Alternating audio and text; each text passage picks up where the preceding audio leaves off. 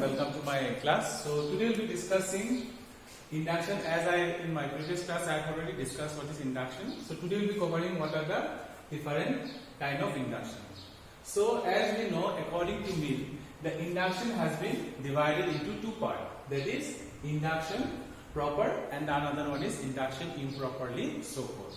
Now before we go as what is induction proper, induction improperly so called, let us know one thing, that in induction proper it says that there is inductive lead.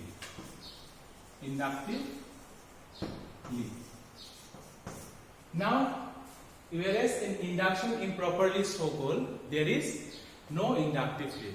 Now what does this inductive lead means? Now when we talk about inductive lead, it is said that we passes from known to unknown. Okay, some to all. That means when we query about something to something which we, so for example, let us take the example. For example, if we say that one man is mortal, according to which that example we passes that yes, all men are mortal. Okay, that is known as inductive lead, whereas it is absent in inductive improper so called. Okay.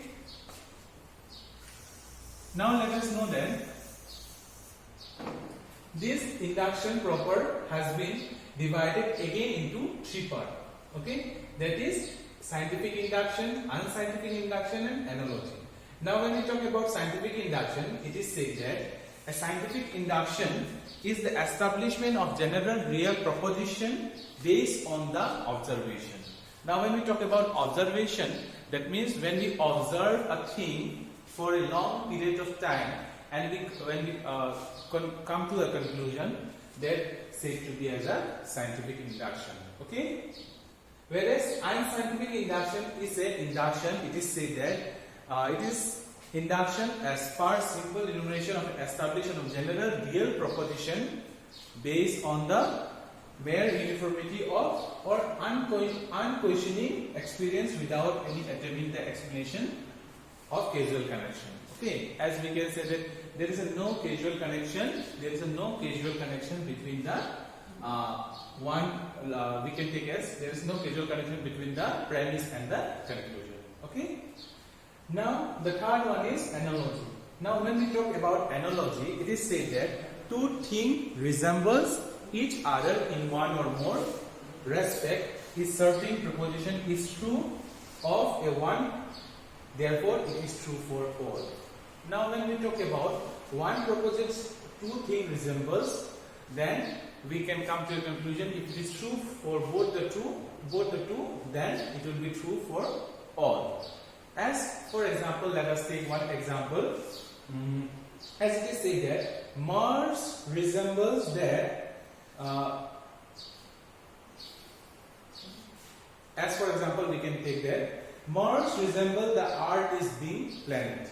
Okay, posing similarity atmosphere, land, sea.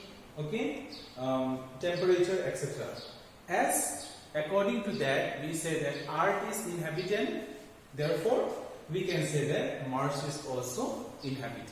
Okay, that says that one thing resembles the other thing, and we come to the conclusion that if it is true for the two, it will be true for all. That comes under the analogy. Okay. Now let us discuss this induction improper so called. Now as we know that here inductive lead is not present at all. If it is not present in induction improper so called, that means it is not present in these three parts also. Okay, as it comes up from here only, because if it's, the main part is not having inductive lead, that means these three parts are also not having inductive lead. Now let us discuss what is the first one is perfect induction. Now when we talk about perfect induction, we cannot say that yes, all men are mortal. This example cannot be taken as a perfect induction.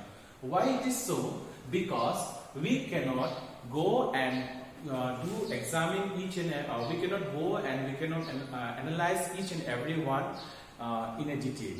So let us take the example of yes, Thus, in perfect induction, it should be a limited, whereas it should be a clear. Let us take the example of, suppose in a classroom there are 20 students, and by observing for a period of 2 to 3 months, and I come to say that yes, all the students of this class are intelligent. So that this example can be said that it is under the perfect induction. Now let us discuss the second point, that is induction partly of reasoning. Now when we talk about induction partly of reasoning, it is said that it is generalize the proposition. Now we can say that it generalize the proposition but partly, okay, whereby forming a reasoning, where the reasoning is partly to be true. Or as for example, let us take the example. For example, let us take that 3 angles of a triangle is equal to 2 right angles. Now, if for example, if I take 3 angles of a triangle, okay, if I take 3 angles of a triangle, it will be equal to 2 right angles. Okay, 180 degree and 180 degree will be 360 degree.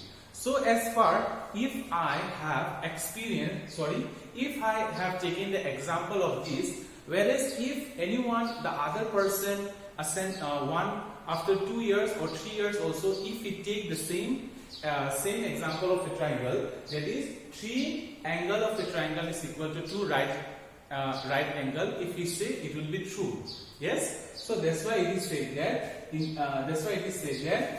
this example come under the induction partly of reasoning. Okay. Now the third one is collocation of facts. Now when we talk about collocation of facts, means it is said that binding of the facts. Okay, it may be, we can say that it cannot come, whereas we cannot come here to the conclusion, but we can say that yes, there are some facts which has been added to the facts. So we can say that binding of the facts is known as collocation of facts. So this was all about to know from what are the types from the induction. So as we know that in this induction has been divided into 2 parts, that is induction proper and induction improper, so called. So again we know that these are again subdivided into 2 parts, that is this induction proper are subdivided into these 3 parts, and again induction improperly so called are divided into these 2 parts. Okay, so this was all about to know. I hope it is clear. So the next topic we'll discuss in our next